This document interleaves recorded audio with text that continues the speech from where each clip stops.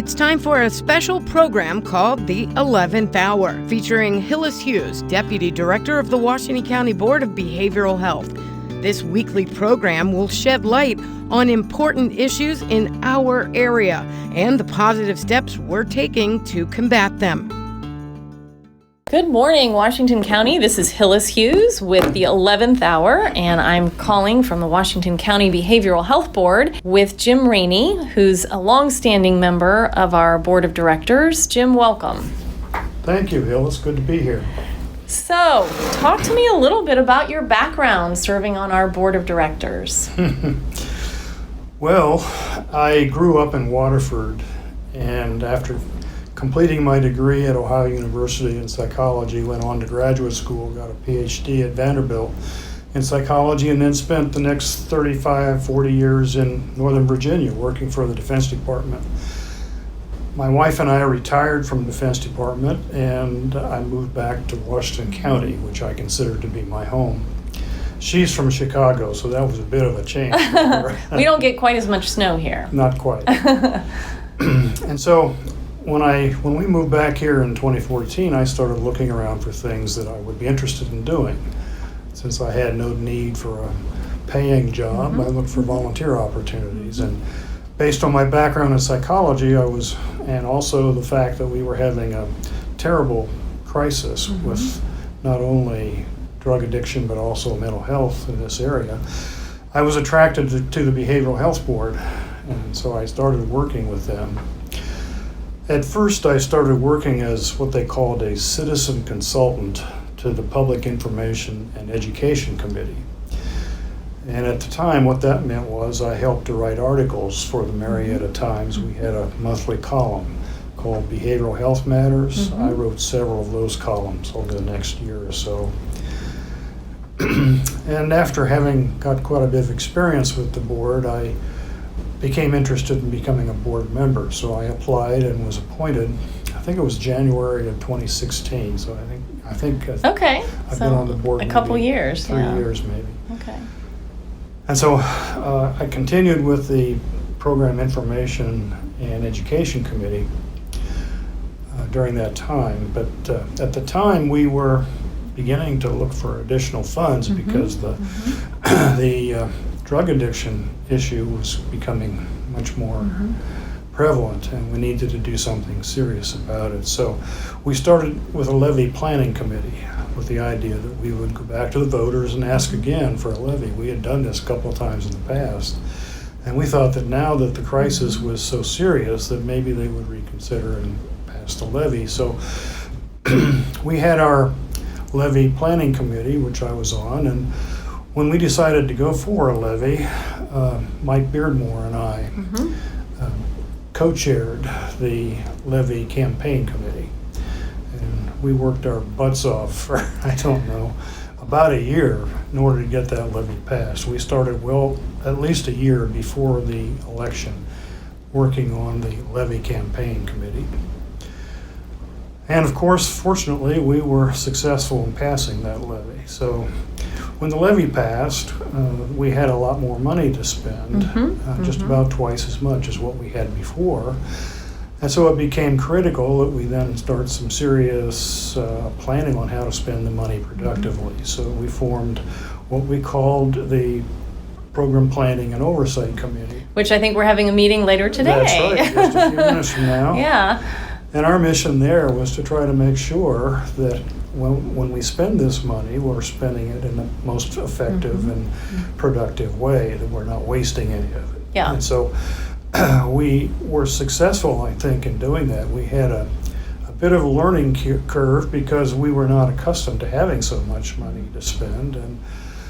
But we, after about a year, I think, got a good handle on it and are making serious progress toward solving the drug addiction problem and also improving mental health here in the county.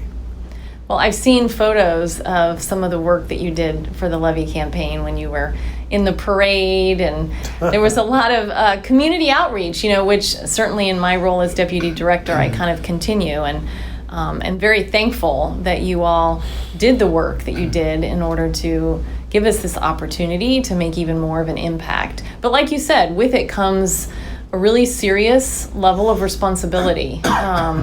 So in terms of the years that you've been involved, what are some of the challenges that you think continue to be difficult for the Behavioral Health Board in our community?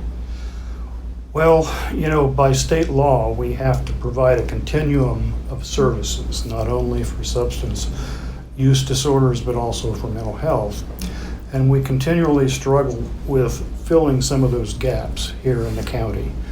We don't like to have to send people elsewhere in Ohio or even out of state across the nation to get treatment.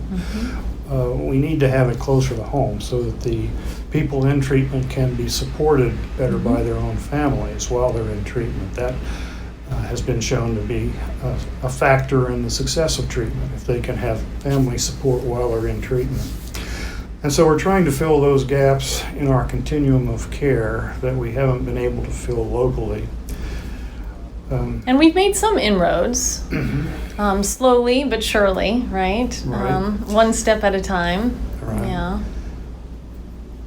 Now, some of the other challenges are fighting the stigma associated with mental illness and substance use disorders in particular. The whole idea, let's say, of a needle exchange program is the harm reduction program. The harm reduction program is something that a lot of people feel very strongly about in terms of being against it. There is some research that shows it's effective. First of all, it encourages people to bring in their old needles and exchange them for fresh needles, but while they're in there doing that, you can point out to them alternative treatments that are available and help them get enrolled in those treatments. Well, and also look at testing for hepatitis and HIV and, certainly to get some of those diseases controlled is certainly a positive aspect, I would think. Well, I think the health department has made good inroads in that regard, and I'm glad that our board was able to support them to some extent, getting that program up and running.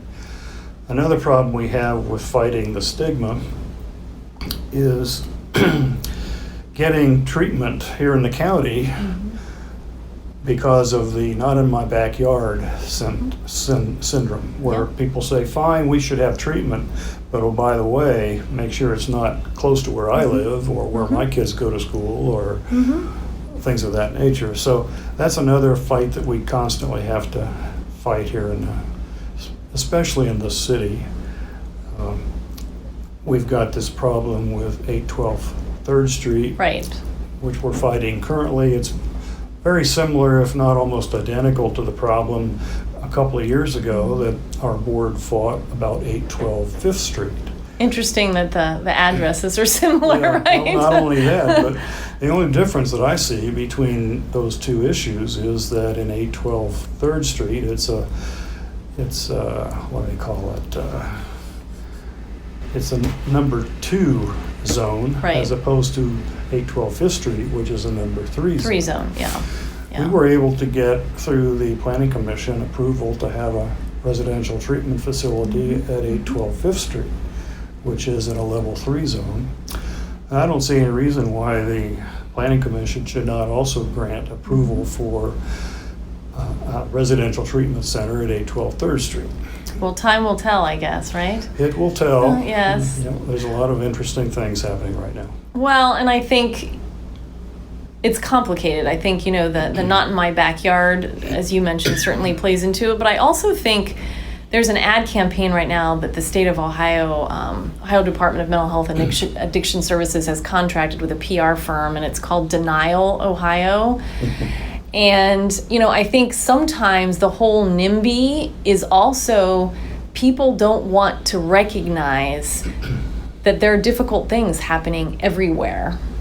And to, drive home after work and have reminders of that.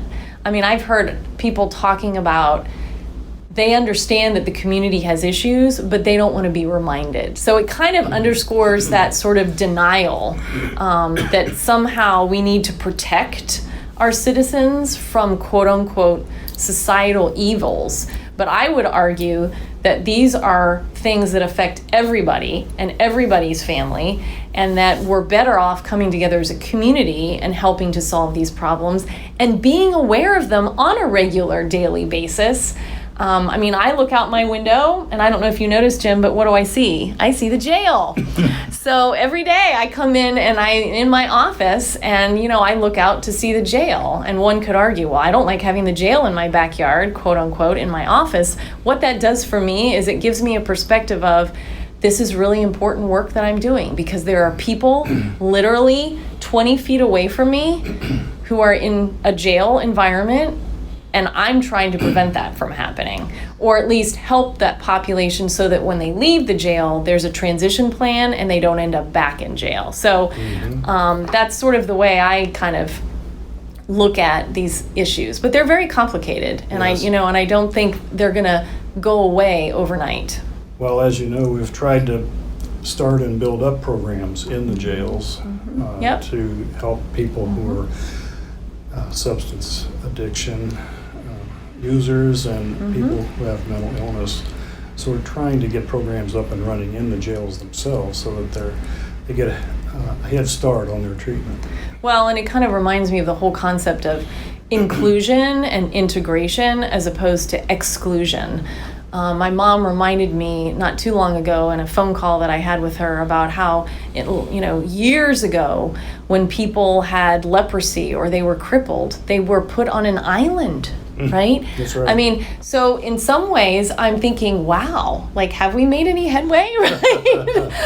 But I mean, again, I try to stay positive in the work that I do, and I certainly know that in your service to our community and the Behavioral Health Board, you are a professional, positive, impactful, very organized person, I should say. And, we appreciate all that you've done and will continue to do. So this is Hillis Hughes. I'm here with WMOA, your local radio station, and we've just finished another airing of the 11th hour, looking at critical issues in our community, helping us all become more familiar with those issues and working together so that we can be a better place to live, work, and thrive. Signing off for WMOA, the 11th hour. Thanks for listening to the 11th Hour, a service of the Washington County Board of Behavioral Health. Tune in next Friday at 11:05 a.m. right here on WMOA for another edition of the 11th Hour.